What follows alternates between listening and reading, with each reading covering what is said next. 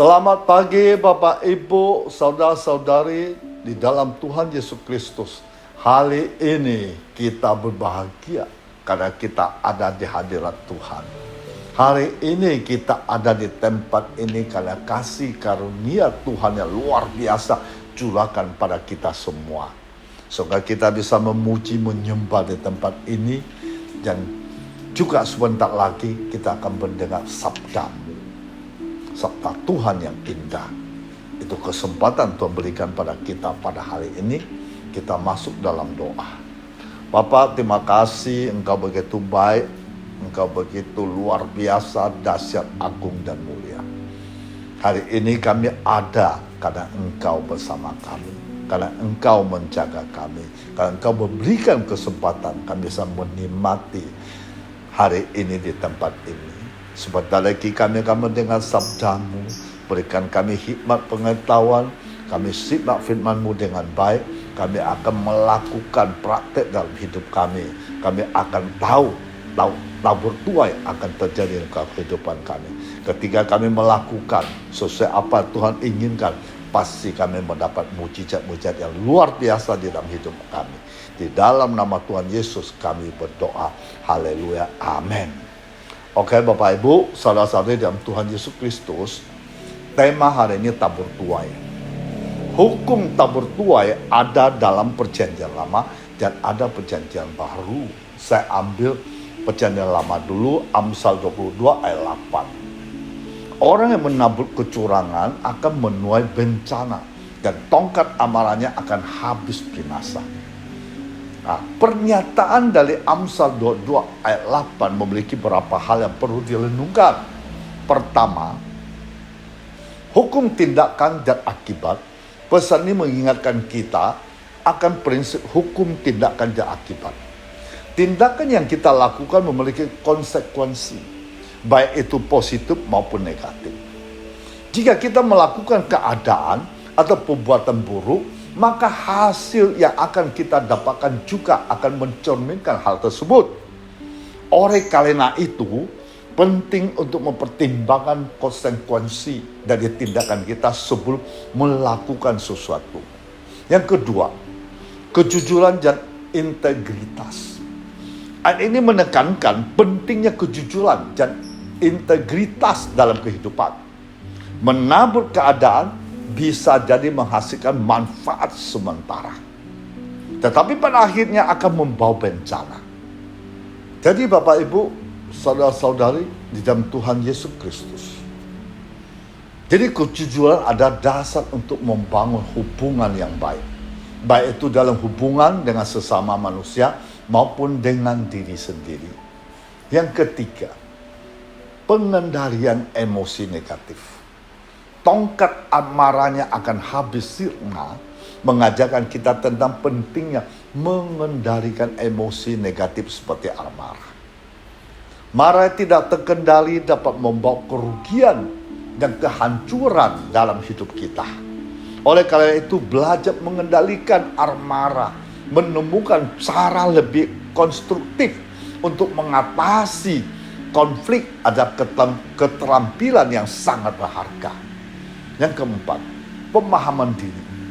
Ayat ini juga mengajarkan tentang pentingnya memahaman diri sendiri, memeriksa niat, motivasi dalam tindakan kita. Apakah kita bertindak dengan jujur dan tulus, ataukah ada unsur kondisi dan niat buruk di dalamnya? Memahami diri sendiri membantu kita mengambil keputusan yang lebih baik dan hidup dengan integritas. Jadi secara keseluruhan Amsal 22 ayat 4 mengajarkan pentingnya bertindak dengan integritas, mengendalikan emosi negatif, memahami konsekuensi dari tindakan kita.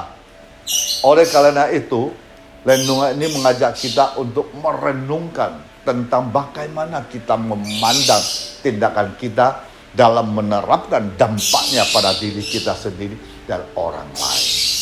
Bapak Ibu, saudara-saudari dalam Tuhan Yesus Kristus, kalau kita dilihat dari perjanjian baru, saya ambil Galatia pasal 6 ayat 7. Janganlah sesat. Allah tidak membiarkan dirinya dipermainkan. Kalau apa ditabur orang, itu juga akan dituainya. Jadi konsep menabur dan menuai adalah kebenaran universal yang beresonansi di banyak aspek kehidupan. Ini menekankan bahwa tindakan kita memiliki konsekuensi. Apa yang kita tanam, baik atau buruk, pada akhirnya akan kembali kepada kita. Prinsip ini bukan hanya tentang hukuman atau pengajaran. Ini tentang tatanan alami ditetapkan oleh Allah, di mana keadilan dan keadilan berlaku. Ini berfungsi dengan sebagai peringatan terhadap penipuan diri, keyakinan bahwa kita dapat bertindak tanpa akuntabilitas. Ini mengingatkan kita bahwa keadilan Allah tidak dapat dipermainkan atau dihindari. Setiap tindakan, baik yang terlihat maupun yang tidak terlihat, berkontribusi pada hasil yang akan kita kumpulkan. Ini mendorong kita untuk hidup dengan pemikiran dan tujuan. Fokus pada menabur benih cinta, kasih sayang, dan kebenaran. Dengan memahami dan menerapkan prinsip ini, kita terinspirasi untuk membuat pilihan selaras dengan kehendak Allah. Mengetahui bahwa pilihan tersebut akan mengarah pada kehidupan yang berbuah dan memuaskan. Ini adalah panggilan untuk memeriksa hidup kita. Memastikan bahwa kita menanam benih akan menghasilkan panen berkat dan hasil yang positif. Jadi hukum tabur tuai ada ajaran untuk mendorong seseorang untuk berhati-hati dalam bertindak, karena setiap perbuatan dilakukan suatu saat akan berdampak ke depan. Pasti orang lain juga bertanya, maksud dari apa kita tabur itu yang kita tuai? Nah, apa yang ditabur itu akan kita tuai adalah pepatah yang berarti konsekuensi masa depan pasti dibentuk oleh tindakan saat ini. Jadi segala sesuatu yang terjadi ada hasil dari hal-hal yang telah kita lakukan di masa lalu. Bapak Ibu, saudara-saudara yang Tuhan Yesus Kristus, saya kasih contoh di dalam Alkitab. Yakub pernah menipu Ishak, itu ayahnya, untuk mendapat berkat kesulungan dengan cara menggunakan jubah Esau dan menyamar menjadi Esau.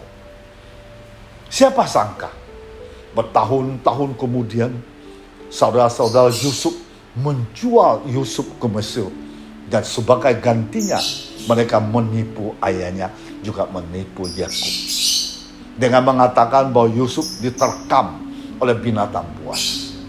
Untuk meyakinkan ayahnya, mereka mengambil jubah Yusuf, mencurupkan jubah itu ke dalam darah. Yakub pernah menipu dengan menggunakan jubah. Siapa sangka di kelak kemudian hari Yakub juga kena tipu oleh anaknya lewat jubah juga. Bapak Ibu, saudara-saudara yang Tuhan Yesus Kristus, seperti Abraham juga berbohong. Kita lihat Kejadian 12 ayat 13. Katakanlah bahwa engkau adikku, sebab aku diperlakukan mereka dengan baik, karena engkau, aku dibiarkan hidup oleh sebab engkau. Abraham berbohong takut dibunuh, padahal salah ada istrinya. Kemudian Ishak juga ikut bohong seperti Abraham ayahnya. Kita lihat Kejadian 26 ayat 7. Ketiga orang-orang di tempat itu bertanya tentang istrinya. Berkatalah Ishak, dia saudaraku. Sebab ia takut mengatakan, ia istriku. Karena pikirnya, jangan-jangan aku dibunuh oleh penduduk tempat ini karena Rivka, sebab elok palasnya. Bapak, Ibu, saudara-saudara yang Tuhan Yesus Kristus, Ishak juga takut dibunuh. Itulah hukum tabur tuai. Apa yang ditabur, itulah yang dituai. Ketika kita menabur hal yang buruk, maka kita akan menuai hal yang buruk. Ketika kita menabur hal yang baik, maka kita akan menuai hal yang baik. Tidak sekadar menuai sama persis dengan apa yang ditabur, tapi tuaian selalu lebih banyak daripada ditabur. Kita menabur satu benih, maka kita bisa menuai berkali-kali lipat dari yang kita tabur. Kita lihat Hosea pasal 8 ayat 7. So mereka menabur angin, maka mereka menuai putih beliung. Gandum yang belum menggunung tidak ada pada mereka. Tumbuh-tumbuhan itu tidak menghasilkan tepung. Jika membeli hasil, maka orang lain menelannya. Bapak Ibu, saudara-saudara yang Tuhan Yesus Kristus, adalah baiknya jika kita menabur kebaikan, maka kita pun akan menuai hal-hal yang baik juga. Namun coba bayangkan, bagaimana seandainya kita menabur hal-hal yang jahat, maka hal-hal jahat juga akan kita tuai. Dalam dunia kerja, prinsip tabur tuai juga berlaku. Ketika kita bekerja dengan baik, maka hal baik juga akan kita dapatkan pada akhirnya. Sebaliknya, jika kita bekerja dengan curang, licik, menghalalkan segala cara, meraih untung dengan merugikan pihak lain, maka di kelak kemudian hari gantian kita menjadi korban. Sadarilah bahwa kita semua akan menjadi orang yang hati-hati dalam menjalani hidup. Jangan berpikir pendek, tetapi berpikiran panjang dalam bertindak. Mulailah pikirkan kebaikan-kebaikan apa yang akan kita tabur sepanjang perjalanan hidup kita. Kelak kita, anak cucu kita pasti menuainya. Amin Bapak Ibu. Ya Bapak Ibu, saudara-saudara Tuhan Yesus Kristus, pengertian dari hukum tabur tuai bahwa segala sesuatu kita lakukan mempunyai akibat atau sebab akibat. Apa kita tabur, itulah akan kita tuai. Entah perbuatan baik yang ditabur maupun perbuatan yang buruk, itu akan dituai. Bapak Ibu, menuai itu berarti memungut hasil panen. Menabur berarti menanam benih. Dalam berbagai versi Alkitab, menabur digunakan sebagai metafora untuk tindakan seseorang menuai hasil dari tindakan tersebut. Bapak Ibu, saudara-saudari, saya kasih contoh sebab akibat. Kita lihat 1 Samuel pasal 17. Kehidupan kita merupakan akumulasi sebab akibat. Daud mendadak terkenal di seluruh antero Israel akibat ia mengalahkan Goliat. Bagaimana orang masih muda itu bisa mengalahkan Goliat? Berpengalaman dalam peperangan. Nah, itu akibat Daud sudah biasa berkelahi melawan singa dan beruang. Daud bisa berkelahi melawan singa dan beruang akibat ia mengembalikan domba hanya 1, 2, 3 ekor saja. Jadi sesungguhnya kesetiaan Daud dalam mengembalakan domba itu membuat ia bisa mengalahkan Goliat. Pada akhirnya menjadi raja Israel. Nah, apa yang kita lakukan hari ini akan berdampak dalam kehidupan kita di waktu yang akan datang. Jika hari ini kita bermalas-malasan, maka kita tertati-tati di waktu yang akan datang saat kita mesti bekerja keras. Sebaliknya, jika hari ini kita rajin melakukan upaya yang terbaik, maka kita siap menyambut peluang di waktu yang akan datang. Saya ambil contoh Michael Jordan. Meskipun diakui sebagai pemain terbaik dunia basket, kemenangannya sesungguhnya bukan ditentukan saat ia bertanding, melainkan saat Michael Jordan berlatih dengan sangat keras. Jordan terkenal selalu datang 1 jam lebih awal, pulang 1 jam lebih lama dibandingkan pemain lain demi menambahkan jam latihan. Prinsip sama berlaku dalam kehidupan rohani. Kemenangan Daniel sesungguhnya tidak ditentukan di gua singa, melainkan di kamar atas mana Daniel 3 kali sehari berdoa kepada Allah. Kemenangan kita dunia kerja bukan ditentukan saat kita berada di pabrik atau di pasar, melainkan ditentukan oleh kemenangan kita di kamar saat berlutut berdoa. Dari kemenangan kita dalam berdoa ditentukan oleh keputusan kita apakah menarik selimut, melanjutkan tidur, atau kita memutuskan bangun serta mendisiplin diri dalam berdoa. Nah, itu pun sebab akibat bukan Bapak Ibu. Ingatlah bahwa apa yang kita lakukan hari ini berdampak besar bagi hidup kita di kelak kemudian hari. Terakhir saya kasih 1 ayat lagi, Amsal 23 ayat 18. Karena masa depan sungguh ada, harapanmu tidak akan hilang. Firman Tuhan menuliskan tentang hukum tabur tuai. Apa yang kita tabur maka juga akan kita tuai. Jadi bagaimana kita hari ini adalah akibat dari apa yang kita tabur pada hari kemarin atau sebelumnya. Sebab itu persiapkan selalu hati kita untuk apa yang kita tabur. Jika kita ingin melihat hari depan yang baik, maka mulailah menabur baik pada hari ini. Kita harus percaya bahwa takaran Allah tidak pernah salah dalam hal hukum tabur tuai ini. Sekalipun banyak tantangan, rasanya sulit untuk menabur yang baik, jangan lihat kepada keadaan yang dapat mengganggu fokus kita kepada Tuhan. Juga jangan selalu hanya berfokus pada hasilnya. Yang benar, yang berkenan di hadapan Tuhan ada ketika kita menabur, tetap fokus kepada Tuhan yang penuh kasih dan kuasa.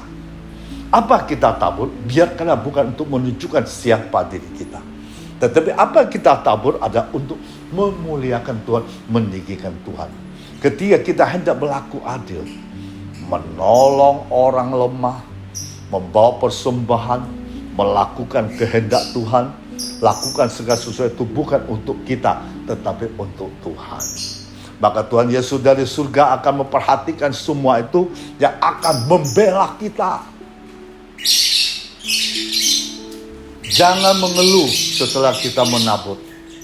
Nantikan Tuhan dalam kekudusan. Sehingga apa yang kita tabur akan berakar, bertumbuh, serta berbuah-buah bagi kemuliaan Tuhan.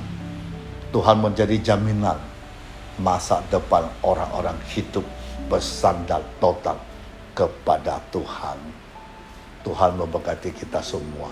Haleluya. Bapa, terima kasih lewat firman-Mu membuat kami tahu mulai hari ini dalam perjalanan hidup kami adalah hidup sesuai apa Tuhan katakan pada hari ini. Kami hati-hati bertindak melakukan segala sesuatu karena ada hukum tabur tuai. Kami harus melakukan dengan yang baik, maka kami akan menghasilkan baik. Kami tidak akan lagi melakukan hal yang jahat, yang buruk. Karena nanti hasilnya juga akan jahat dan buruk. Kami belajar hari ini, kami berubah cara pandang, cara pikir kami. Kami ingin selaras dengan firman-Mu, mengajak kami berbuat yang terbaik. Kemudian hari kami mendapat hal yang baik. Terima kasih Tuhan Yesus yang luar biasa. Haleluya. Di dalam nama Tuhan Yesus kami berdoa. Amin.